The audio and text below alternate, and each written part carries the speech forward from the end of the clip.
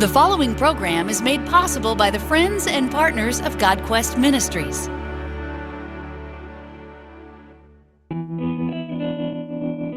From the CTN studio in Pensacola, Florida, this is Creation Today, where we believe the Bible is literally true and scientifically accurate in every detail. I'm one of your hosts, Eric Hovindi. And I'm Paul Taylor, and on today's show we'll be answering questions on the Bible, and also we'll be exposing a master illusionist's greatest trick, showing at a church near you. Yeah, our guest today is Sye Ten Bruggencate of ProofThatGodExists.org. And on the show, you plan on challenging this illusionist to a debate. That's right. Oh, can't wait to check that out right after this.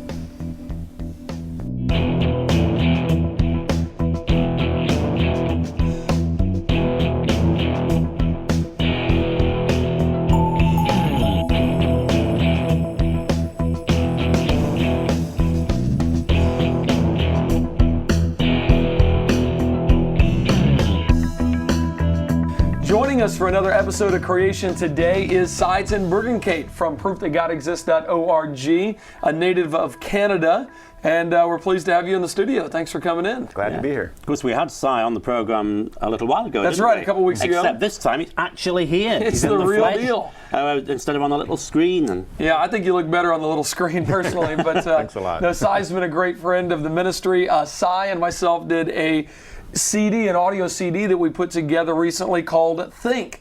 And it's what everyone knows about God. And if you haven't checked that out, I'd encourage you to go to, where could they get this at? Is there any stores that they could? How about creationstore.org? Creationstore.org would be a great place to get that right there. So if you want to Think what everyone knows about God, I'd encourage you to check that out. That'd be great. Also, of course, man, this is turning into a hot item. The Unbelievable Debate Series. If you have not heard this, it's a debate series of 3 debates that Sye did with Paul Baird of the UK, and it started a little over a year ago and did a series of 3 debates. Wow. You like this one too, don't you? Yeah, they explain the apologetic quite well, and they show what happens when an atheist encounters a biblical apologetic, the biblical way to argue for God's existence, to defend your faith. It really, I mean, I don't mean to be rude or cruel to Paul Baird, but wow, he really gets, the floor is mopped with him, no doubt about it. It's really bad. One thing I stress too is that we have to keep in mind, except for the grace of God, that we're in his shoes. So we have to pray for Paul and pray for people who defend their faith in such a manner. And he did give us permission, right? You remember that? He gave us permission to pray for him. So Paul Baird? He did, yeah. On the early debate, he'd said no, and then on the actual televised debate, he'd changed his mind. Yeah. So if you end up getting this, it'll come with 3 CDs along with the DVD of the debate that we did right here on the show. That I just found absolutely fascinating is he would not defend his own worldview. He kept jumping around to other worldviews. I found that interesting.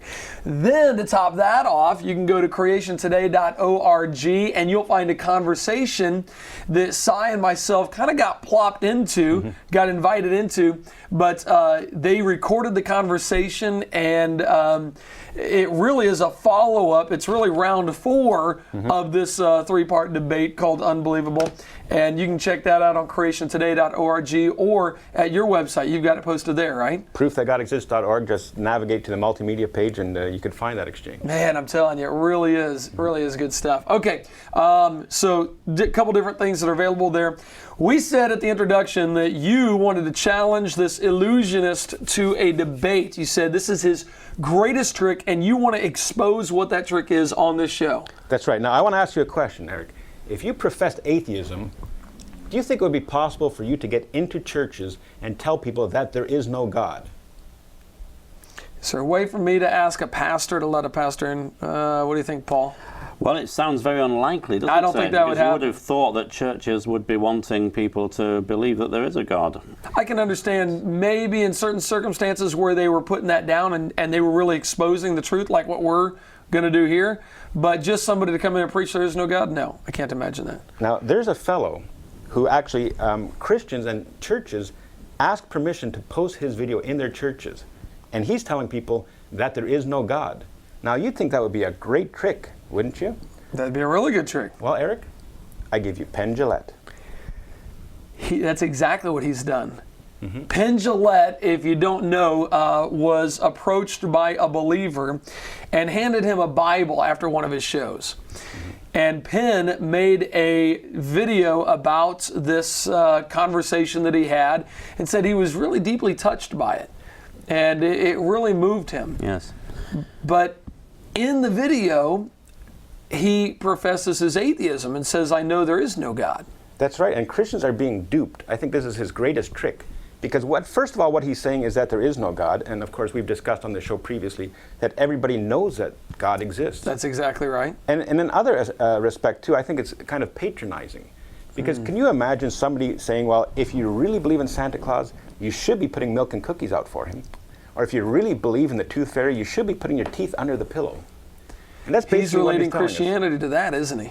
That's right, and not only that, he's getting this message into churches. And I watched a video later on where he's happy about a woman who saw this video in a church, went and looked at some of his material and started doubting the existence of God now. And I think that is his trick, that he's telling people that this is a good thing that Christians are doing so that they love his message, they put it in their churches, and people actually pursue what he's saying, and they start to doubt God. There is a logical fallacy, isn't there, called bait and switch, which is in a sense what he's doing, because to some people, he would appear to be giving a nice, honest, open argument. But what you're saying is that there is something deeper behind that people really should spot if they just stop and think. And the trouble is, so often, unfortunately, Christians do not always stop and think.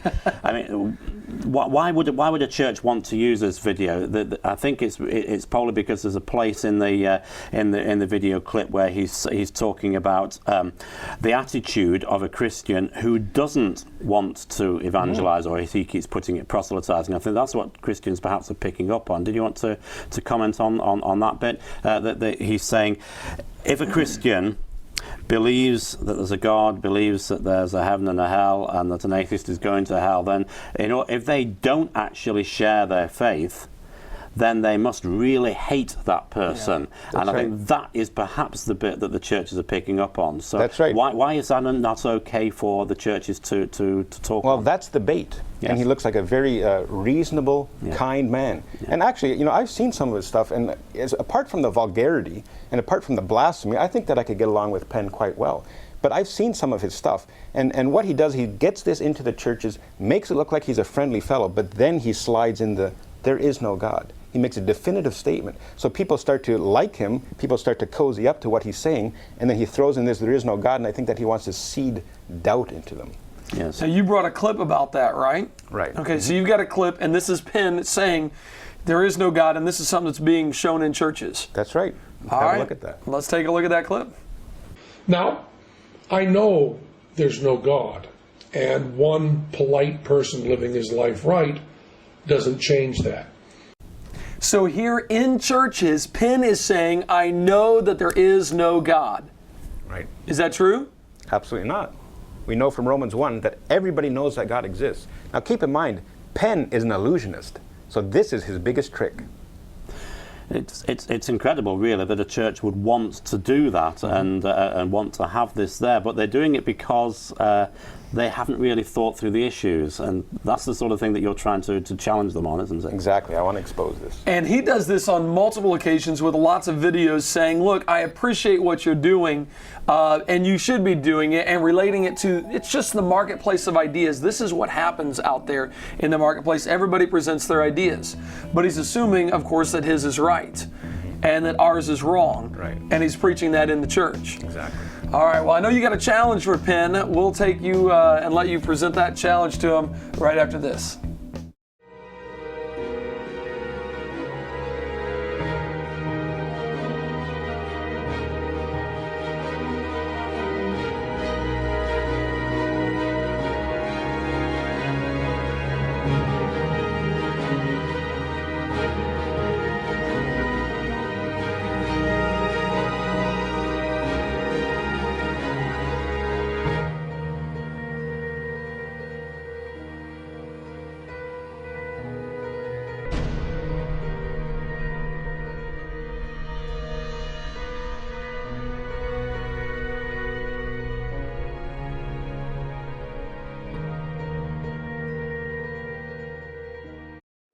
Everyone's asking questions about our economic crisis, and God gave us the answers. Godonomics, the new buzzword and resource, boldly proclaims, yes, God Almighty does have something to say about the almighty dollar. Mike Huckabee called Godonomics brilliant. This Truth Project-type curriculum includes 6 30-minute lessons on DVD, iPad app, or group study guides. Offering solutions in a fun, fact-filled journey, Godonomics teaches a biblical worldview on liberty, generosity, and free market capitalism. Visit Godonomics.com today. Welcome back. You're watching Creation Today with me, Paul Taylor, and Eric Hovindi, and our special guest for today, Sye Ten Bruggencate. Now, we were looking just before the break at the greatest illusionary trick of the master illusionist Penn Jillette'i, and how he is getting into churches a video that actually states there is no God. And I know that we've got some things to say about that, and Sye, you're going to be particularly wanting to say something about that. And you had something, Eric. Yeah, I know, Sye, you wanted to challenge Penn specifically here. I have really enjoyed the debates that you've done, the unbelievable debate you did with Paul Baird, and so if Penn is watching this, I'd encourage him to check that out, because you can actually expose the trick, pull the mask off, so to speak, from what he is saying he believes to what he really believes. And I'd encourage people who are watching this to actually tweet Penn, to send this to Penn, because I'd really like to talk to him and offer this challenge to him. Now, this isn't the first time that Penn has been challenged to a debate, and he's declined them in the past. And I actually look at some of these challenges, and I agree with Penn, because a lot of times that these are presented as an anonymous Christian on a YouTube thing, and it wants to be a written debate. Well, Penn, I'm just an average guy. I don't have a PhD. I don't know all of these evidences, and I would like to debate you. And I'd be happy to fly to Vegas and have a debate where we discuss the existence of God. My website is proofthatgodexists.org. You've just written a book called God No. We have polar opposite views. And it doesn't have to be a formal debate, but I would like to just get on a stage with you in front of an audience where we can express our views. And I'd love to be able to meet you. And you know what, Penn? Even if we just go for lunch and not have a debate, I'd like to do that. But I think it would be a great idea if the two of us got together and debated these issues. You can look at my website. You can look at my qualifications. I am just a dude with a website, and you have no reason to be intimidated by what I say, and I don't have any reason to be intimidated by what you say. Let's just get together and debate this issue. Wow, so an open debate there. It's a Penn Jillette. Penn, I'd encourage you to take him up on that. I want to come. I want to come check that out. Penn, I'd love to meet you, and I'd love to come to your show, man. You guys do some really neat stuff, and then you do some stuff, obviously, that wouldn't want to take my wife or family Yeah, I to. think I'd be walking out of that show, unfortunately. Hey, I'll watch all the magic tricks and learn, or illusions, and learn how to do those, because I loved that stuff growing up. I've always been involved in that. Okay, so why is this so important, and why don't churches see exactly what's going on here? What is it that they're getting deceived by? How are they so easily deceived? Well, I think that they're relieved in having somebody from the other side, an atheist, actually tell Christians what they should be doing. And they're so excited by this message that they put it out there, not realizing the undertone in that message is that there is no God. So like I say, he's really mocking us when he does this. He's complimenting us, and then he's trying to take our feet out from under us by saying, yes, you should be doing this, but there really is no God. And what I want to stress is that everybody knows that God exists, and that's the kind of thing that I want to talk about him in this debate, because he's saying that everybody's an atheist. We've seen other videos where he said stuff just like that. Right. Yes. So we have polar opposite views, and surely two average guys can get together in front of an audience and discuss these issues, and people can actually see which worldview has a foundation. What's his motivation when he says that Christians should proselytize? What does he think then, what message is he putting across that their motivation should be in order to proselytize? Well, I think that he doesn't mind getting that amount of truth out there, because it's absolutely true that Christians should be proselytizing. Yes. And he's actually proselytizing for atheism, yes, which is inconsistent with atheism. Right, that's what I keep wondering is, if atheism is true, and this world does not matter, and our thoughts are just a bunch of random chemicals that just, do whatever they do, and that's what produces our thoughts, then ideas don't matter. This whole where did we come from, it doesn't matter. You're going to die, and that's the end. I mean, if everything really came from a Big Bang, if everything really evolved and we're just evolved primordial soup, then nothing you do or say will ever matter at all. You're not gonna do some great thing with your thoughts or your ideas, and why change somebody who's religious to try to convert them to atheism? If that's something that they think helps them and that's the way their brain is fizzing, then just let their brain fizz that way. Yes, well, of course, that's not the attitude of the new atheists, we can call them that. Oh, it was the attitude of the atheists in the past, but the new atheists are a whole breed of what we might call fundamentalist atheists in a sense, and that do believe in proselytizing. So Dawkins says, well, you can believe in what you like, but what actually matters is the truth. And of course, as far as he's concerned, the truth is that there is no God. But in one sense, we're then saying that Penn Jillette is within that new atheism because he's proselytizing for atheism, but he's doing it in a manner that is very, very different from the likes of Hitchens and Dawkins and so on. Would that be a fair? Absolutely. He's cozying up to the Christians to try and get his message across. And, the thing is, these new atheists, they don't mind spreading their message. But what they do seem to mind is debating people on this. And, I can understand why people wouldn't want to debate a PhD in philosophy or in logic or something like that. But I'm just an average guy. So I don't see any reason why Penn wouldn't want to take up this challenge and get together and actually talk about these issues. Yeah. I'll pay for the tickets. Let's that's fantastic. You heard that. We will get the tickets to head out there. Now, I know there was another challenge recently put out from a guy on YouTube saying, hey, Christians, I want to understand, I'm really trying to just understand what objective morality is. You say objective morality comes from God. Here's my problem with that. Let me know what you think. And so I want to get into that. I want to show a little bit of his video on what he's trying to do and really expose for those of you out there what's really going on. Do they really believe in an objective morality? And do we believe in an objective morality? Mm-hmm. What is it that we really believe? And so if it's all right, after this next break, I'd like to do that. Would that be okay? Yeah. That sounds good. I think that's a thing that a lot of the new atheists are starting to do. I see it creeping more and more into what they're saying, is that they're actually trying to trick Christians into believing that they don't actually believe in absolute morality. And they say, can you please give us some evidence for this absolute morality? When in fact, they do know that absolute morals exist. So I found that trend to be the case, that they're saying things that they don't believe in order to try and convince Christians to enter the debate, when we're saying that you cannot even debate without starting with God. Wow. Well, after this break, we will take a look at a little clip from that and expose the truth of objective morality. Be right back.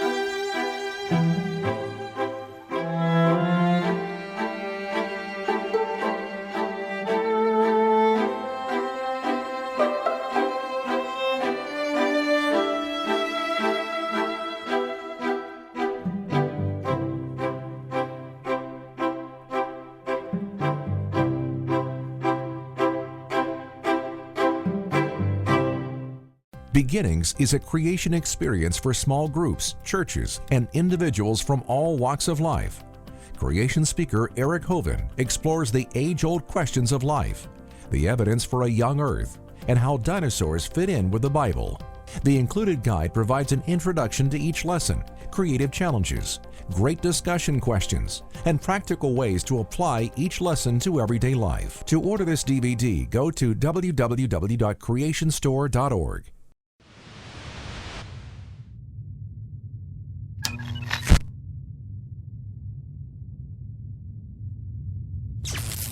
Welcome back to Creation Today. We're talking with Sye Ten Bruggencate and Paul, I almost called you Paul Baird, and Paul Taylori about this whole idea of the greatest illusion ever told with Penn Jillette'i. Wanted to get into a video that I found interesting as somebody was questioning objective morality. Theists say there is an objective morality, there's an objective law, and that comes from God.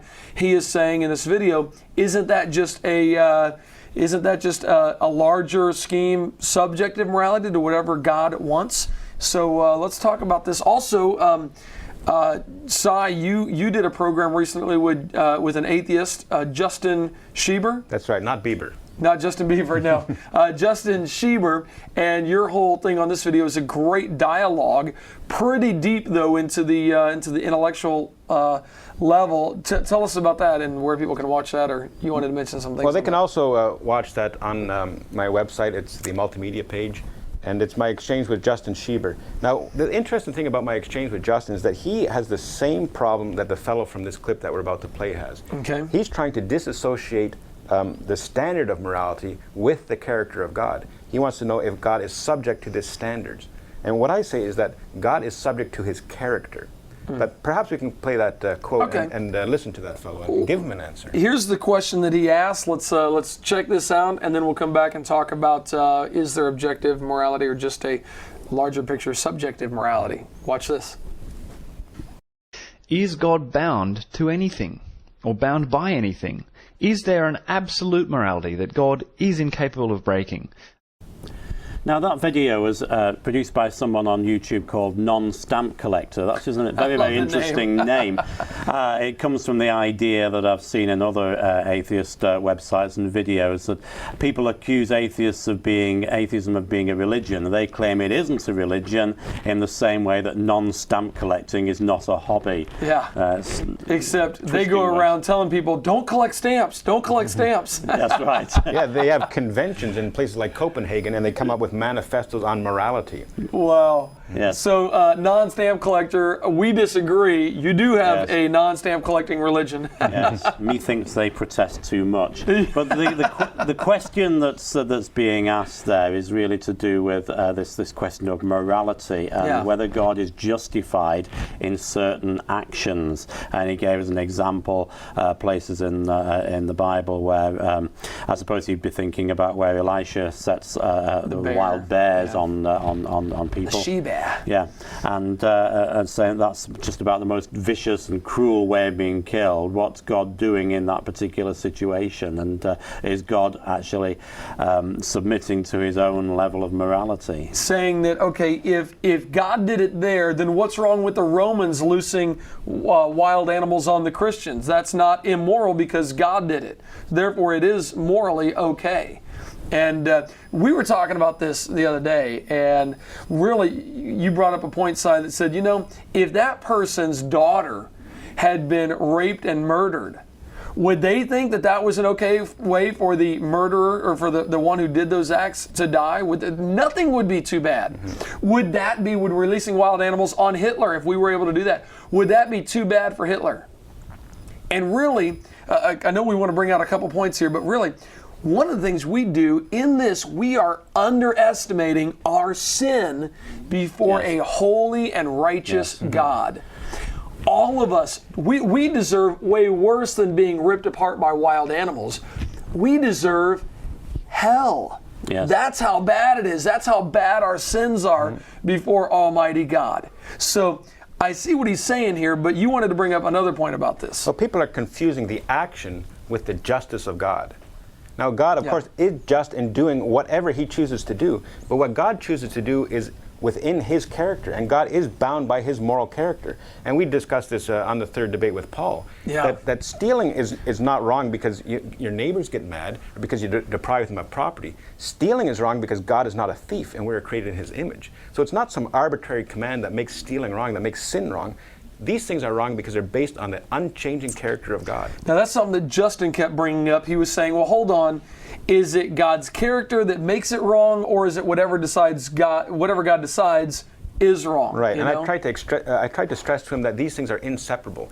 It's just like saying, is wetness subject to water, or is water subject to wetness? They're inseparable. God is moral. God is logical. And in that discussion, there's a fellow named Chris Bolt of ChoosingHats.com, and he took apart this conversation in 6 parts, and he did a podcast about it. And he's a lot smarter than I am, so he can explain the issues that Justin was having and explain the points that I was trying to make better than I do. And the beautiful thing about this is that exchange that you and I had on Paul Baird's podcast. Chris Bolt is doing the same thing right now. I'm loving it. He's gone through 2 parts so far, so if you want to check out his podcast, 6 episodes on the talk you had with Justin, and 2 so far on the round 4, I guess you could call it, of that unbelievable debate where we talked to I love it because Chris Bolt is making us sound smart. I know, I remember listening to the first part, and he goes, what Eric just did here was reductio ad absurdum. That's right. I paused, That's and I went, exactly what you were thinking. What did I do? But basically, he was saying, hey, that's the technical term for reducing that argument to absurdity.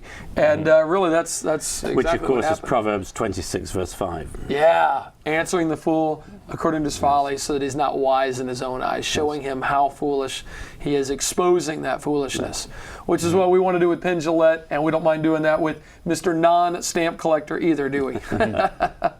Okay, so is there an objective morality? Answer that question. Here's this question. Is God bound by anything, and is there an absolute morality? Absolutely. Of course there is. Even in his video, if you watch it in its entirety, he's assuming that ripping people apart by wild animals is wrong. So he's making a value judgment based on his presupposition. At that Yes. point. And that's quite important, isn't it, with the episode that I mentioned with Elisha, because at first sight, one of the accusations thrown is, well, Elisha set the bears on them, or called down this punishment from God because they shouted baldy at him. And I think that's just. But of course, what they were actually doing, because of the particular status that Elisha had at that time, what was known, is that they were really mocking God. And it's very clear when you read the context that that's what it is. It's an actual attack on God that was being dealt with, not an attack on the person of Elisha and his particular physical appearance, but it was an actual mockery of God and his word. One thing I stress with unbelievers too, if you think that was bad, stick around. Yes. Wow. See, this is an indication of God's wrath towards those who reject him. So, I mean, this is an indication that people should be afraid of what's to come. Wow. So is there an objective morality? Of course there is an objective morality, and we are going to be judged by God's objective moral standards, the 10 Commandments. If you've never seen how you're going to do on that quiz, go to creationtoday.org and check out Are You a Good Person? I'd encourage you to do that. Well, that is our show today. I want to thank Sye for joining us again, coming down to Pensacola and joining us. If you have questions, you can send them in to questions@creationtoday.org. Of course, you can follow us on Twitter @CreationToday and Facebook, facebook.com/CreationToday. Well, do remember, please, to tune into each episode, get them podcasted on iTunes or wherever you get hold of them. They're archived online at creationtoday.org. Well, this has been a production of GodQuest Ministries. Thank you so much for joining us, Sye. I hope they enjoyed checking out your website, proofthatgodexists.org. And of course, there's some great resources available at thecreationstore.org. God bless.